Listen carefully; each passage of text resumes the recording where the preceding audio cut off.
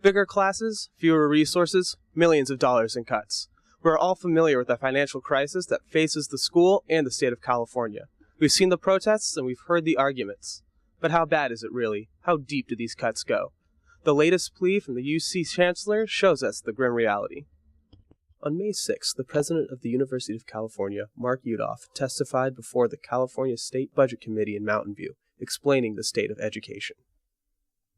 I think the relationship between the University of California and the state of California is long and symbiotic. For a long time, we had a good romance. But as Lady Gaga says, recently we've had a bad romance. And this downward slide is scary. The total faculty level is in decline at Irvine. We've eliminated degree programs at Berkeley. We've reduced the library hours at Riverside. We've lost graduate academic students at UCSF. We've lost research revenue at San Diego. We even lost the phone lines at Santa Barbara. We've cut course offerings at Santa Cruz, and the faculty is voluntarily teaching extra courses. And we instituted a voluntary separation program at Davis. At UCLA, we've consolidated departments, and at Merced, which has been tough, we have delayed recruitment for as long as possible for key faculty and administrators on a campus which is financially very close to the line. While Yudof defends the UC's right to be funded publicly, many students feel the school is actually moving towards privatization. So I definitely think that it's ridiculous how much we've had to spend and how our school really is becoming privatized. And it's like more of our money is going towards the regions than anything else.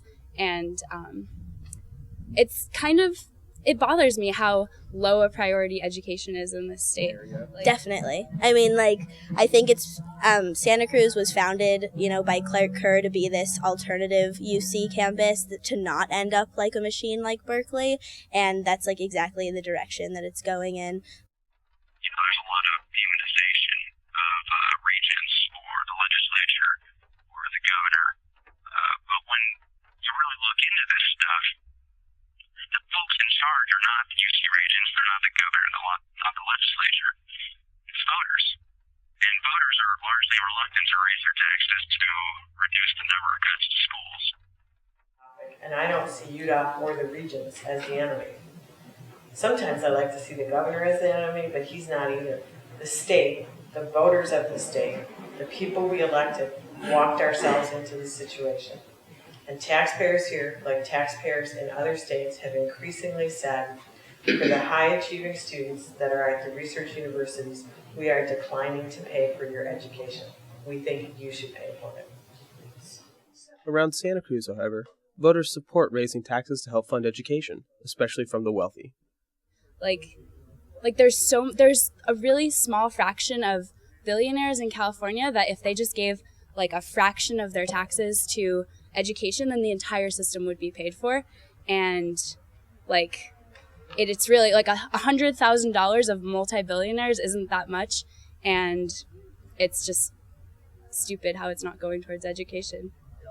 I mean, I know people are opposed to raising taxes here in California, but if that's the only way we can save certain programs from budget cuts, I mean, I would be for it, because budget cuts are threatening cultural arts here on campus at UC Santa Cruz. Well, I guess in terms of talking about the budget crisis and whether or not I would raise taxes, I would say yes, but not to everyone.